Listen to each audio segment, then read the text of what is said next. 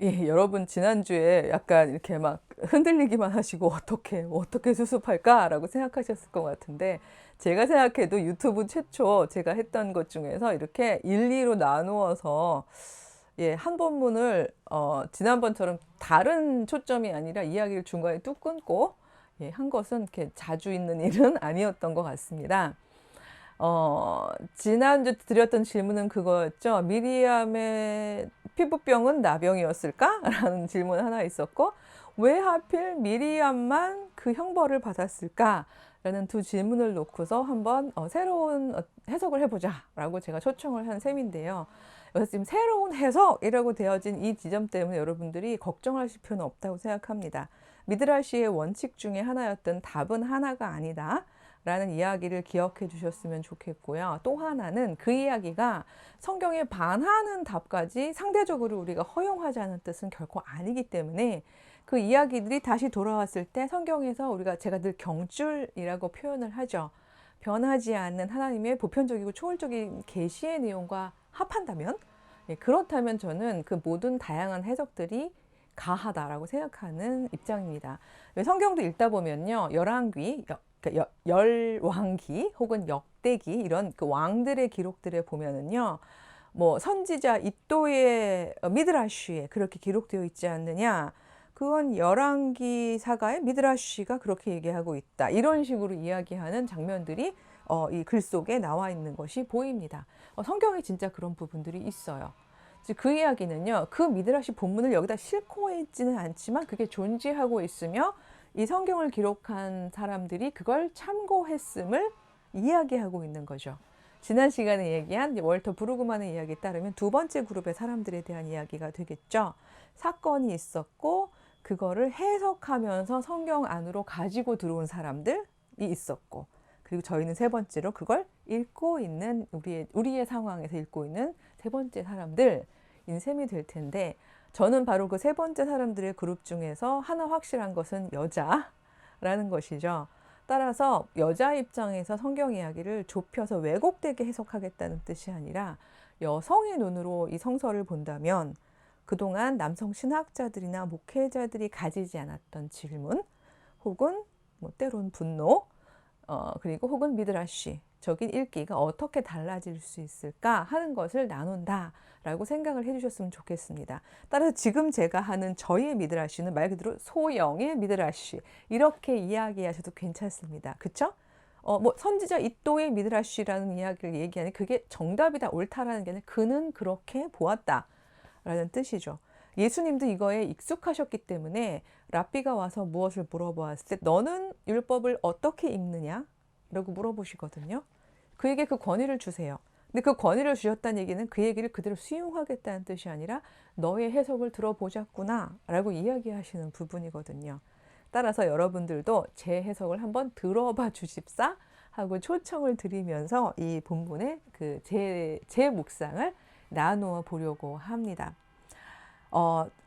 저는요, 지금 소개하려는 학자는 지금의 미드라시 읽기 방식보다는 조금 더 나아간 방식으로 성경을 읽는 학자인데 그 학자의 방법론을 살짝 소개를 해야지 가능한 부분이긴 해서 이름을 소개를 하자면 엘리자베스 슈틀러 피오렌자라는 여성 성서학자가 있어요. 예. 그 피오렌자에 따르면 여성이 성경을 읽을 때 꼭 필요한 방법론 중에 하나가 의심의 해석학이라는 방법론을 적용해야 한다고 했어요. 성경을 믿음으로 은혜롭게 읽어야지 의심을 하면서 읽자고요. 은혜로운 의심입니다. 말이 이상합니다만 뭔가 하면요. 과연 하나님께서 여자도 하나님의 형상으로 지으신 하나님께서 하나님과 소통하며 리더십을 발휘하고 공동체를 살리려고 했던 미리암에게 이런 방식으로 저주를 내리셨을까? 이런 식의 의심을 하면서 본문을 읽어보는 것이라고 보면 될 것 같습니다. 이 본문을 읽으려고 도대체 왜 이렇게 자꾸 자락을 많이 까나 하고 생각하실 것 같은데 예를 들면 이런 거예요. 왜냐하면 이런 의심을 하지 않으면 사실 그대로 그 당시 있었던 그 정말 사건 그대로가 우리에게 전달되는 것이 굉장히 어렵기 때문에 그렇습니다. 아주 구체적이고 친근한 예를 하나 들어봐 드릴게요. 우리 찬송가 중에 이런 노래 있죠. 제가 노래도 부릅니다. 값비싼 향유를 주께 드린. 자, 그 다음에 누구죠? 아마 다들 이제 따라 부르시다가 막달라 마리아 본받아서 하고 하시고 싶으시죠? 예. 우리는 그 찬송가의 그 내용을 은혜롭게 불러가면서 어렸을 때부터 계속 값비싼 향유를 주께 부은 여성은 막달라 마리아다. 이렇게 믿고 있었죠. 이게 바로 전통이 가져올 수 있는 오류, 그러니까 잘못된 해석일 수 있는데요. 성경 꼼꼼하게 읽어보세요. 미드라시의 원칙이죠. 꼼꼼하게 읽는다. 꼼꼼하게 읽어보시면요. 성경에 마태, 마가, 누가, 요한 사복음서 어느 곳에도요. 막달라 마리아가 예수님께 향유를 부었다라고 되어 있는 곳은 없습니다. 헉, 놀라서 전 진짜요? 읽어보세요. 예, 마태와 마가는요. 그냥 한 여인이라고만 이름을 밝히지 않았고요. 근데 반전은 그거죠. 이름은 안 밝혔는데 그 사건 예수님이 높이 평가하시면서 앞으로 복음이 전해지는 모든 곳마다 이 여인이 한 일을 기록해라, 전해라 뭐 이렇게 얘기하셨는데도 이름은 가려졌어요. 누가복음은 나쁜 의도는 아니었지만 그 죄인들이 하나님께로 돌아옴, 예수께로 옴에 대한 부분을 강조하다 보니까 거기다 본인의 신학적 해석을 더했어요. 그래서 한 죄 많은 여인이라고 이야기했어요. 이 부분이 후대에 해석한 그 자기의 미드라시를 만들어냈던 그런 후대의 신학자나 목회자들이 오해하게 한 지점인데요. 한 죄 많은 여인이라고 그러고 예수님께 울었다고 그러고 가까운 사이인 것 같고 막 이러니까 막달라 마리아로 추정을 해버린 거거든요. 그래서 성경 어디에도 그 한 죄 많은 여인이 막달라 마리아였다는 얘기는 없습니다. 예. 그러면 요한복음 남았죠. 요한은 명확히 밝히고 있어요. 베다니의 마리아였다. 아시죠? 마르다 마리아, 예, 그 다음에 죽었다 살아난 나사로, 이 3형제는 예수님의 공생의 초기부터 아주 밀접하게 예수님을 지지하면서 예수님을 도왔던 그런 그 제자들이었거든요. 바로 그 베다니 마리아였다고 요한복음은 분명히 전하고 있습니다. 근데 우리는 아무도 그 노래의 가사를 수정하려고 하지 않아요. 이제 성서학자들이 다 알거든요. 그리고 웬만큼 공부하신 평신도들도 아세요. 근데 전통의 힘이 그렇게 무섭습니다. 그걸 고치려 하지 않아요. 이번에 뭐 새 성경 뭐 이런 거, 새 찬송 이런 거 나와도 그 가사를 번역을 고치려고 하지 않습니다. 바로 그게 전통이 가지는 무게요 힘이라고 생각하는데요. 진짜 이 성경에 근거해서 잘못된 부분을 고치는 것도 그렇게 힘들진데 하물며 저는 이 민수기 12장을 읽으면서 이 구전들을 가지고 정말 다양한 구전이 있었을 거예요. 그때 세 사람 회막에 왜 간 거야? 왜 불려간 거야? 무슨 일이 있었던 거야? 뭐 이런 이야기들을 그리고 실제로 나와서 모세가 뭐라고 천명했을 수도 있고 모세가 천명했던 내용의 이 내용은 바로 여호와께서 말씀하신 이거. 다른 사람은 환상하고 꿈 정도로 희미하게 이야기하지만 나는 모세랑은 직접 이야기하는 사람이다. 그러니까 모세 건드리지 말아라 라고 이야기했다라고 천명했을지라도 이게 저는 조심해야 된다는 게 그것들은 정말이었을까? 그것은 사실 있는 그대로 그 당시 일어났던 일들을 기록한 것일까? 이렇게 물어보는 게 피오렌제가 얘기한 의심의 해석학입니다. 왜냐하면 이렇게 의심하는 데는 하나의 근거가 있는 거예요. 하나님께서는 과연 결국 최종적인 리더십은 남성에게만 그리고 한 사람에게만 부여하는 방식으로 하나님의 새로운 공동체적인 질서를 만들어 가려고 하셨을까? 라는 굉장히 핵심적인 경주를 잡은 질문이기 때문에 가능하다는 겁니다. 여자이기 때문에 무조건 편들자는 게 아니에요. 미리암 그동안 리더십 가지고 있었는데 밀렸어. 화나. 어떻게든 미리암을 보호해야겠어. 이런 의미에서 하고 있는 이야기가 아니라 경주를 잡고 있는 사람만이 할 수 있는 질문이고 분노요, 도전인 셈인 거죠. 정말 그게 그렇게나 큰일이야? 그 비방한 게 그렇다고 구스 여자를 취했다고 예를 들어서 뭐 비방은 했다지만 그 비방의 내용이 뒤에 따르는 거에 따라서 뭐 가족에서 앞으로 가족 모임 오지 마라고 얘기했다는 것도 아니고요. 뭐 어마어마한 일이 벌어진 게 아닌데 이게 과연 피부병에 걸릴 만큼 그렇게 큰 일이었어? 라고 물어볼 때, 그리고 이것 때문에 지도력, 리더십의 부분에 있어서 이후 미리암의 존재감은 사라진 거야. 이렇게 물어보는 건 경솔적 질문이 전 될 수 있다라고 생각을 하는 거죠. 이런 질문을 여러분들이 가지시고 월터 브루그만과 그다음에 오늘 소개해드렸던 엘리자베스 슈틸러 피오렌자의 의심의 해석학 두 가지를 교차하면서 제가 진행하는 그 당시에 실제로 무슨 일이 있었을까? 그러니까 이렇게 기록된 거에 대한 부분이 아니라요. 구별해 주셨으면 좋겠어요. 저는 이 성경 밖으로 나가는 미드라시적인 상상력을 펼치자는 게 아니라 이러한 성경 텍스트가 있기까지 그 1, 2, 3그룹 중에서 1그룹, 즉 첫 번째 이 사건을 진행하고 있었던 그 그룹이 실제로 어떤 일들을 경험하고 있었을까를 한번 의심의 눈을 통해서 재구성해보자는 이야기를 하는 거죠. 사건의 재구성이죠. 말하자면 뭐 그런데 말입니다.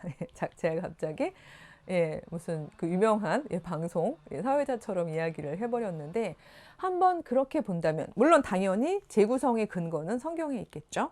여기서 무엇이 실제로 확실하게 진행되고 있었을까라는 부분을 최소한의 저는 여기 최소한이라고 말씀드리겠습니다. 왜냐하면 이 부분이 어떤 부분은 거짓말이에요 내지는 그냥 상상력이에요 라고 이야기하는 것은 되게 위험하기도 하고 섣부르기도 하고 또 제가 그렇게 얘기할 수 있을 만큼의 지식이나 어떤 권한이 있는 사람이 아니기 때문에 적어도 이 안에서 무엇이 이건 진짜였어, 사실이었어, 최소한의 사실적 보도야 라고 이야기할 수 있는 것이 있을까라고 생각해 봤을 때 제가 거꾸로 가보겠습니다. 미리암은 분명히 피부병이 걸렸어요. 원인이 뭔진 몰라요. 근데 피부병이에요. 나병이라고 콕 집을 수는 없어요. 제가 분명히 말씀드렸죠. 여기에는 나병 포함 각종 그 염증 반응을 다 동반하는 모든 피부병을 총괄하는 단어가 차라트라는 단어라고 말씀을 드렸는데요. 미리암은 그런 병에 걸렸고요. 당시에 제사장들이 이제 그 병이 무슨 병인지를 이렇게 판단하게 되고 살피게 된다는 때에는 어떤 그 의례적인 지점보다는 고대에는 제사장들이 보통 이제 그 의술도 같이 겸하기도 하고 그랬었잖아요. 그러니까 그 사람의 병의 어떤 병세를 살피는 부분인데 그 부분에 대해서 최소한 아론은 이렇게 이야기를 하는 거죠. 12절에 보면 미리암이 살이 반이나 썩어서 모태로부터 죽어서 나온 자같이 되지 않게 하소서. 이걸 누구한테 부탁하는 건가 하면요. 모세한테 부탁을 해요. 그리고 모세를 뭐라고 부르냐 하면요. 아까 비방할 때 쫄래쫄래 쫄라 같은 형의 포즈는 다 없어지고요. 내 주여 이렇게 이야기를 합니다. 그게 11장에 그렇게 부르는데 11절에 그렇게 부르는데요. 내 주여 정말 우리가 어리석은 일을 했어요. 정말 긍휼히 여기서 우리 미리암이 여기서 모태에서 죽어 나온 자 사산한 그 아가를 얘기하는 거잖아요. 그렇게 되어 온통 엉망이 되지 않게 해주세요라고 하나님께 중재해 주세요. 중재권은 오직 당신에게만 있어요. 라는 어떤 이야기인 셈이죠. 그러면서 제발 고쳐주세요. 여호와께 아뢰 주세요라고 이야기를 하고 있는 거예요. 사실 이건요. 11장하고 비교해 보면요. 굉장히 엄청 달라지는 뉘앙스의 텍스트입니다. 그렇죠?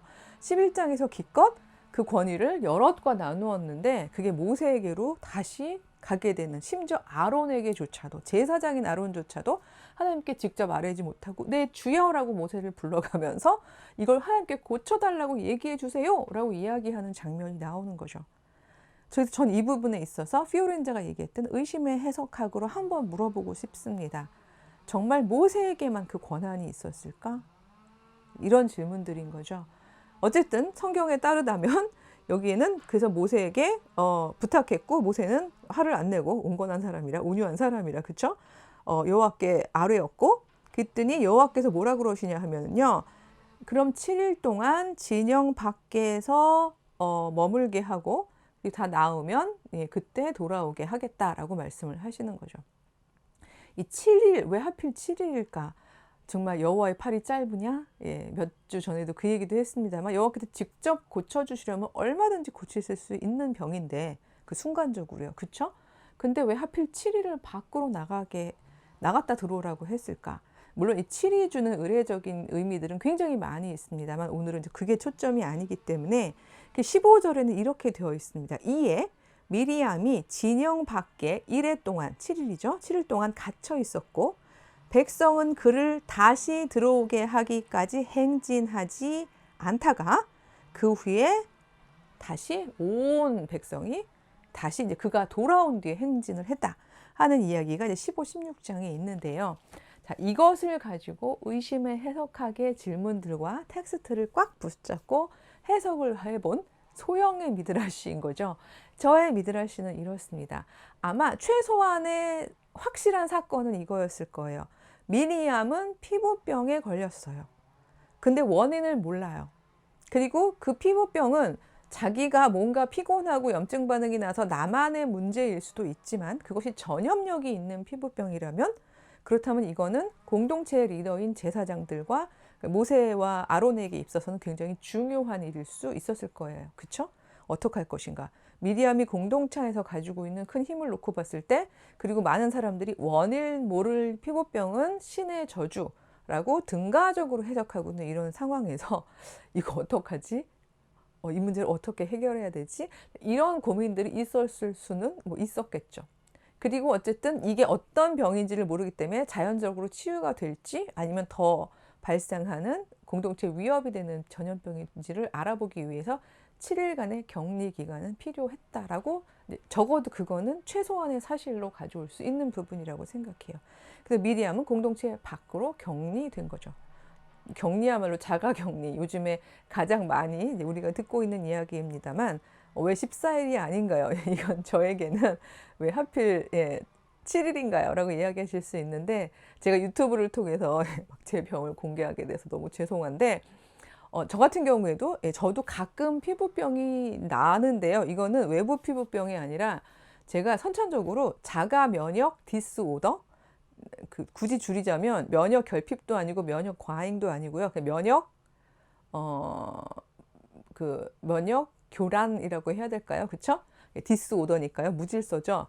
그래서 이게 이제 그런 병이 있어서 제가 스트레스를 받거나 아니면 몸이 극도로 피곤하거나 이럴 때는요. 이게 교란을 일으켜요. 그러면 교란에는 내부 장기를 공격하기도 하지만 때로는 그 피부에 염증 반응을 가져오기도 하더라고요. 그게 저는 원인을 모를 땐 되게 두려웠어요. 그 두려움은 저의 고통보다도 이게 혹시 누군가에게 피해를 입히는 건 어떡하나?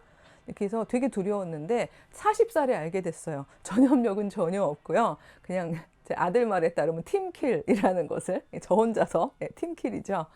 그러고서 제가 너무 기뻐했더니 의사가 그러더라고요. 자기 의사 생활 25년 만에 이거 확진받고 이렇게 기뻐하는 환자는 처음 봤다 이런 이야기를 하시던데 제가 기뻐했던 이유는 단 하나였어요. 밖으로 다니면서 사람들하고 교류해야 되는데 전염력이 없다는 것, 그게 너무 감사함이 있더라고요.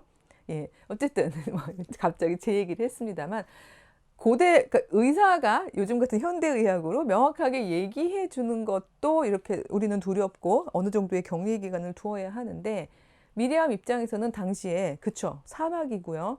공동체가 그 대규모 공동체가 정말 모르는 땅으로 이동해 가는 그 지점에서 지도력을 가진 사람이 원인 모를 피부병에 걸렸다면 당연히 격리는 이건 뭐 생각해 볼 겨를도 없이 있었던 사실이었을 거예요. 그렇죠?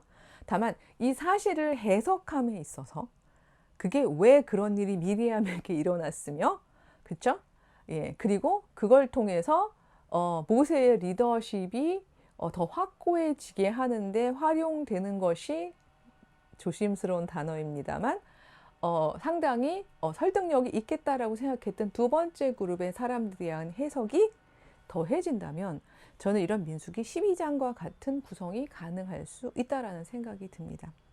이렇게 얘기하면 다들 두려우실 거예요. 그런 방식으로 성경을 읽는다면 성경에서 절대 무어에 흔들리지 않는 경줄 뭐가 남을 수 있을까요? 가보죠. 저희 한 땀 한 땀, 한 구절 한 구절 천천히 가보겠습니다만 2단은요. 그게 달을 이자의 끝단자죠. 끝이 달라지면 2단이 됩니다. 교수님 끝까지 가다가 2단 되시게요? 아니고요. 전 경줄을 꽉 잡을 거고요. 우리 정말 저도 제 어린 신앙의 질문부터 시작해서 지금까지 그렇다고 50년 동안 이라고 얘기할 수는 없습니다만 그래도 그 오랜 시간 동안에 스트럭을 하면서 적어도 공적으로 나의 주석이긴 하지만 내가 내놓을 수 있겠다라고 생각하는 지점들이기 때문에 여러분들 들어보시고 말 그대로 그건 소형의 미드라쉬 일 뿐이야 라고 이야기하시면 되는 것이기 때문에 이 부분에 대한 조금의 부담은 좀 덜어가시면서 이해해 주셨으면 좋겠고요. 그런 의미에서 저는 미리암은 말 그대로 저주받고 공동체에서 내쳐질 그럴 잘못을 한 자로 기억하기보다는 그가 공동체 어떤 원인모를 피부병 때문에 공동체 밖에 7일을 격리했음에도 불구하고 모든 공동체가 그를 버리고 떠난 게 아니라 오히려 기다리고 그의 회복을 염원했고 그리고 그가 7일 만에 잘 회복해서 돌아왔을 때 함께 떠날 수 있을 만큼 공동체에서 소중한 존재였다. 저는 이렇게 해석을 하고 싶은 거죠. 이 해석이 은혜로운 해석이 되는 분들도 분명히 있을 거라고 생각을 합니다. 그래서 이 되게 미묘한 본문이었지만 그래서 할까 말까 망설였지만 어느 누군가에게는 꼭 필요한 이야기가 되지 않을까라는 소망을 담아서 이 이야기를 담아봤습니다. 다음 시간에 또 다른 이야기로 찾아뵙겠습니다. 안녕.